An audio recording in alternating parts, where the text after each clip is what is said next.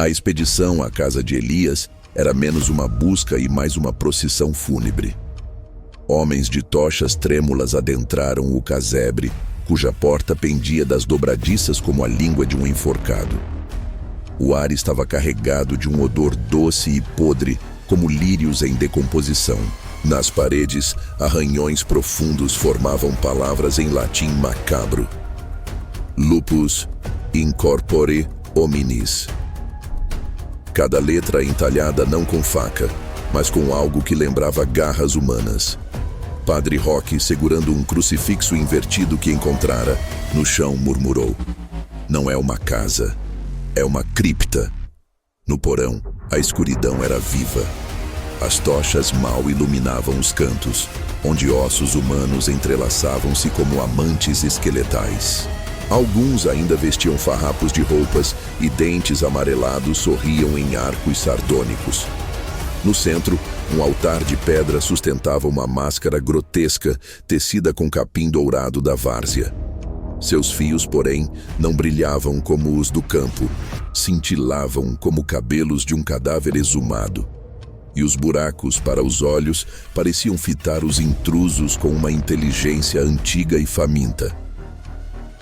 "É só um velho louco", disse Carlinhos, o jovem de riso fácil, tentando dissipar o medo que engrossava o ar. Elias devia fazer rituais para assustar o povo. Mas sua voz falhou ao tocar a máscara. Sob seus dedos, o capim moveu-se, serpenteando como veias pulsantes. Foi então que a porta do porão bateu com um estrondo que sacudiu as paredes. As tochas apagaram-se, e no escuro ouviu-se um som que não era um uivo, mas um coro. Vozes sussurrando em línguas mortas, risos roucos de criança e o arrastar de algo que tinha garras, mas não pés. Padre Roque caiu de joelhos, seu crucifixo brilhando com uma luz negra. "Ele está aqui", grasnou. Carlinhos, porém, já não ria. Encostado à parede, viu a máscara de capim dourado deslizar sobre o altar, aproximando-se dele como uma coisa viva. Seus olhos se arregalaram ao perceber que os furos da máscara não eram vazios. Algo os preenchia, algo que brilhava como os olhos amarelados da criatura no capinzal. Antes que gritasse, uma mão, fria, úmida, com dedos longos demais, agarrou seu tornozelo. Quando os homens finalmente abriram a porta, encontraram Carlinhos sozinho, agachado em um canto, balbuciando frases desconexas. A máscara desaparecera, mas em seu pescoço, cravadas na carne como estigmas, viam-se 3 marcas de garras. E no chão, traçado em pó de ossos, lia-se: "A besta escolhe seus próprios dentes." Naquela noite, o rio Sono transbordou, suas águas inundando a várzea com uma substância viscosa e escura. E pela primeira vez, Dona Elvira viu o capim dourado murchar, como se a própria terra estivesse morrendo, ou dando à luz.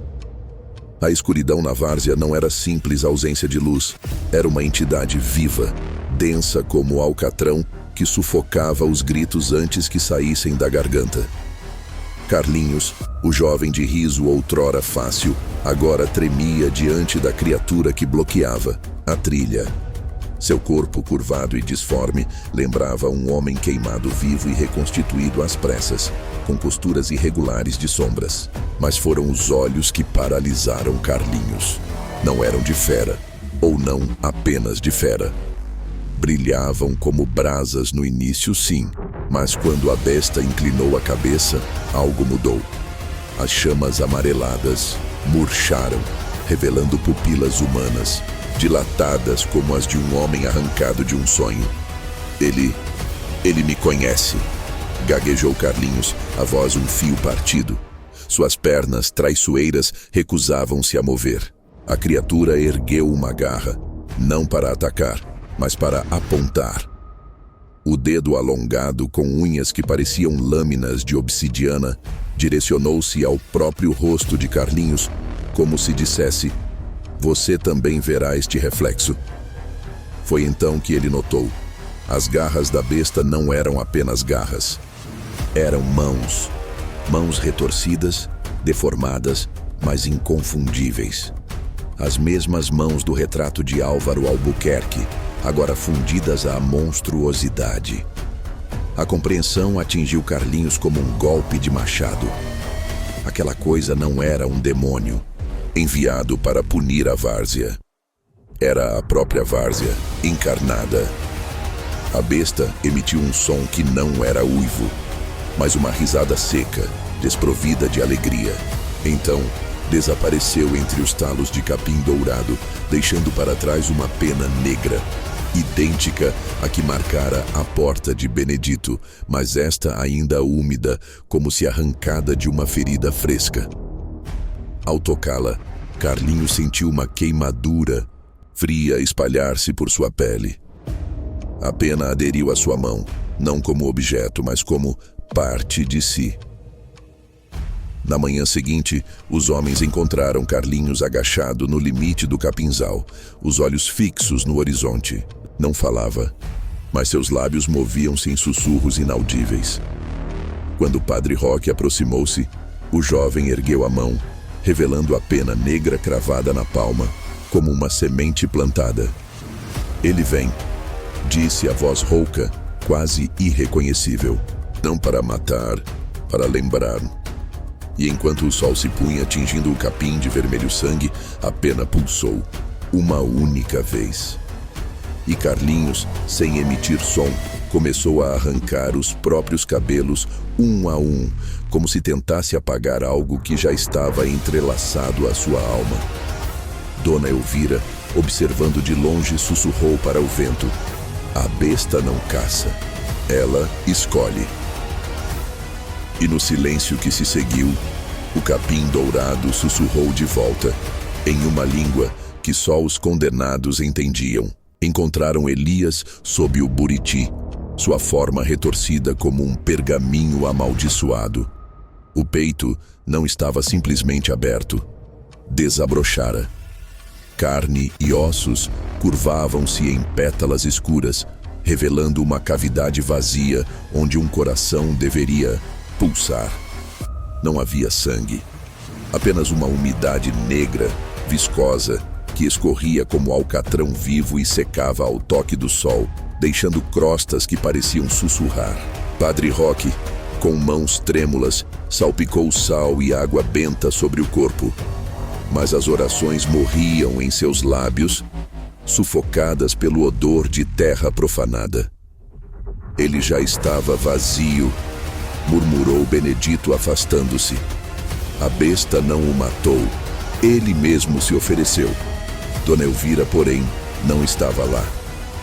Em sua cabana, diante da lareira apagada, queimava página após página do diário de Álvaro. As chamas não crepitavam, ronronavam, como um animal satisfeito. À medida que o papel se consumia, as cinzas não subiam em espirais, mas deslizavam pelo ar em padrões precisos, formando no chão uma lua crescente perfeita. E no centro dela, visível apenas para quem ousasse encarar, uma única palavra brilhava em brasa negra: herdeiro. Na manhã seguinte, o buraco no peito de Elias desaparecera. Em seu lugar, havia um ninho de capim dourado, entrelaçado como uma teia de aranha sobrenatural. E no rio Sono, as águas agora refletiam não o céu, mas o rosto de Álvaro, seus olhos amarelados piscando devagar, como se acordasse de um longo sono. Padre Roque, desde então, passou a vigiar as cinzas do diário. Não eram cinzas comuns. Moviam-se à noite, rastejando pelo chão como vermes, e formavam novas palavras a cada amanhecer. A besta não morre, ela aprende a respirar. E enquanto a lua crescente surgia no céu, Dona Elvira terminou o manto de capim dourado. Não era um agasalho, percebeu ao vesti-lo, era uma pele. E quando o vento da várzea soprou através dele, os fios sussurraram uma verdade antiga: a culpa não se enterra, ela germina. Naquela noite, Carlinhos acordou com sede. Ao chegar à cozinha, viu sua mão direita, a que tocara a pena negra, brilhando sob a luz do luar. As veias pulsavam em ritmo errático, como raízes buscando água.